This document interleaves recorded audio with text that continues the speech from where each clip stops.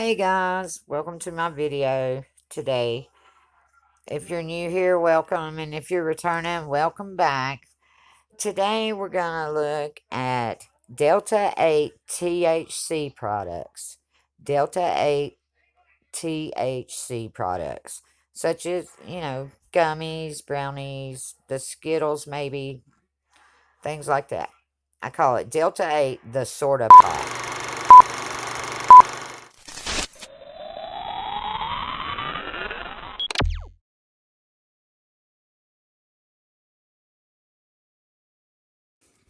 According to an article on the FDA.gov website, Delta 8 tetrahydrocannabinol, also known as Delta 8 THC, is a psychoactive substance found in the cannabis sativa plant, of which marijuana and hemp are just two varieties. Delta 8 THC is one of over 100 cannabinoids produced naturally by the cannabis plant, but is not found in significant amounts in the cannabis plant. As a result, concentrated amounts of Delta 8 THC are typically manufactured from hemp-derived cannabinol, CBD. It is important for consumers to be aware that Delta 8 THC products have not been evaluated or approved by the FDA for safe use in any context. They may be marketed in ways that put the public health at risk and should especially be kept out of reach of children and pets.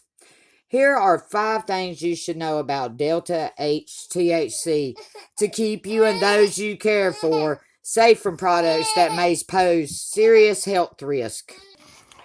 I'm just going to read the whole article because I can't pick out certain parts. They have not been evaluated by the FDA. The FDA is aware of the growing concerns surrounding Delta 8 THC products that are currently being sold online and in stores. These products have not been evaluated by the FDA. They are not approved for safe use in any context. Some concerns include variability in product formulations and labeling, other cannabinoid and terpene contents, and variable Delta 8 THC concentrations. Additionally, some of these products may be labeled simply as hemp products, which is misleading consumers who associate hemp with non-psychoactive. Furthermore, the FDA is concerned by the proliferation of products that contain Delta 8 THC and are marketed for therapeutic or medical uses, although they have not been approved by the FDA.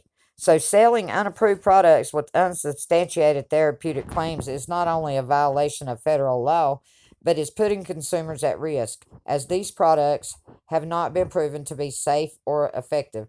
This is deceptive marketing of unproven treatments and raises significant public health concerns because patients and other consumers may use them instead of approved therapies to treat serious and even fatal diseases. Well, we know that that's how they get by with it in a lot of these places like Tennessee, where federally it's not legal, but statewide they're making it legal because it comes from hemp and not actually from marijuana. Number 2 is the FDA has received adverse event reports involving Delta 8 THC containing products. From December 2020 through July 2021, the FDA received adverse event reports from both consumers and law enforcement describing 22 patients who consumed Delta 8 THC products. Of these, 14 presented to a hospital or emergency room for treatment following the ingestion. Of the 22 patients, 19 experienced adverse reactions after ingesting Delta 8 THCs containing foods such as brownies and gummies. Adverse events included vomiting, hallucinations, trouble standing, and loss of consciousness.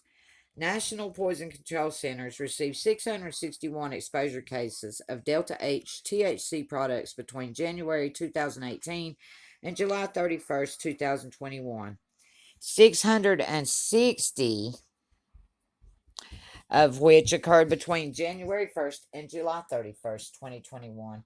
Of the 661 exposure cases, 41% involved unintentionally having exposure to Delta 8 THC, and 77% of those unintentional exposures affected pediatric patients less than 18 years of age. Children, in other words. If a kid sees a gummy, they're going to try to eat it. They're not going to think about if it's got Delta 8 in it.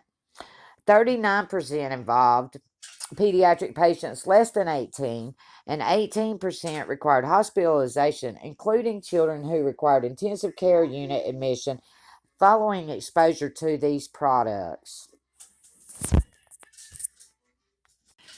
So if a child sees gummies or brownies, my son one time come in and accidentally ate a brownie that had THC infused oil baked into it, and it wasn't good. And he's an adult, but now I've been taking medical marijuana for a long time before it was ever legal, and I've never had those side effects. But then again, I have a tolerance that most people don't have. So, but a child, the tiniest amount of THC will make a child sick. Matter of fact, in another article I read called "The Feds Are Coming for Delta 8," they said that Delta 8 could kill a child. Number 3. Delta 8 THC has psychoactive and intoxicating effects. Delta 8 THC has psychoactive and intoxicating effects similar to Delta 9 THC, i.e., the component responsible for the high people may experience from using cannabis. The FDA is aware of media reports of Delta 8 THC products getting consumers high. The FDA is also concerned that Delta 8 THC products likely expose consumers to much higher levels of substance than are naturally occurring in hemp cannabis raw extracts. Thus, historical use of cannabis cannot be relied upon in establishing a level of safety for these products in humans.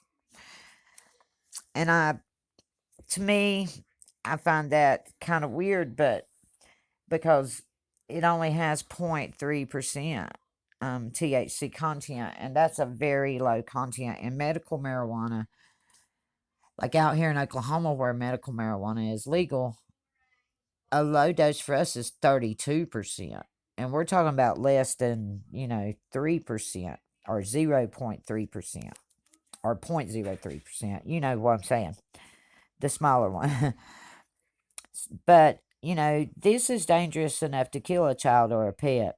Now, people give these gummies to their pets, but they should be made for pets because the way they're extracted from the plant has a lot to do with it and safety standards and all that. I would rather have something that come from a lab than something that come from the street. I mean, and it's kind of the same, even though it's all coming from a company. There are disreputable companies out there that are putting out 8 and 9. And some of your medical products, some of your edibles, etc. All right, let's move on to number 4. Number 4. Delta 8 THC products often involve use of potentially harmful chemicals to create the concentrations of Delta 8 THC claimed in the marketplace. The natural amount of Delta 8 THC in hemp is very, very low, and additional chemicals are needed to convert other cannabinoids in hemp like CBD into Delta 8 THC, i.e., synthetic conversion is what it's called. Concerns with this process include some manufacturers use potentially unsafe household chemicals to make Delta 8 THC through this chemical synthesis process. Additional chemicals may be used to change the color of the final product. The final Delta 8 THC product may have potentially harmful byproducts or contaminants due to the chemicals that are used in the process. And there is always uncertainty with respect to other potential contaminants that may be present or produced depending on the composition of the starting raw material. If consumed or inhaled, these chemicals, including some used to make or synthesize Delta 8 THC and the byproducts created during synthesis, can be harmful to the human body. Manufacturing of Delta 8 THC products may occur in uncontrolled or unsanitary settings, which may lead to the presence of unsafe contaminants or other potentially harmful substances. And that's what I was just saying a minute ago. You want to have these safety guidelines in place to be a protected consumer. It's their responsibility. If they make the product, it's their responsibility to protect the consumer as much as possible. As with any kind of CBD, cannabinoid, or THC product, you're taking a risk yourself by using it. But it still falls on the company that makes it to make it safe for our consumption. If they're going to offer it to us, they need to make it as safe as possible, just like our food or anything else. All right, moving on. And number 5, Delta 8 THC products should be kept out of reach of children and pets. Manufacturers are packaging and labeling these products in ways that may appeal to children, such as gummies, chocolates, cookies, and candies. These products can be purchased online as well as at a variety of retailers, including convenience stores and gas stations, where there may not be age limits on who can purchase these products. As discussed above, there have been numerous poison control center alerts involving pediatric patients who were exposed to Delta 8 THC products. Additionally, animal poison control centers have indicated a sharp overall increase in accidental exposure of pets to these products. Please keep these products out of reach of all children and pets. For some people, Delta 8 THC has fewer side effects than regular THC. In some cases of types of brands, you have a high concentration of CBD. Some of them you don't. In some of these Skittle types, you have a little bit higher concentration. And then other things, you like suckers, you don't have quite as high of a concentration in that. Here is a chart showing the chemical formula of CBC versus THC. And what they're trying to say about this Delta 8 is that it has to be extracted from the hemp product. It's not naturally occurring like THC is. THC naturally occurs in marijuana. CBDs naturally occur in terpenes and things like that. But what they're saying is the Delta 8 has to be pulled out and refined. So that's what makes Delta 8, Delta 9 just a little bit different than if you just go by regular medical marijuana. Delta 8 THC can be addictive. You can become addicted if you use enough of it. It doesn't make a lot of sense to me, but like I say, I've been on it for a long time. I've been prescribed medical marijuana, and you do build a tolerance up just like with any other drug. So, looking ahead to the next video, we're going to be looking at why it is usually federally legal, but not so much statewide. It's because of the Farm Bill, and we're going to take a good look at that Farm Bill in the next video. I appreciate you. I want to thank you for coming, and y'all have a good day, and I look forward to seeing you next time.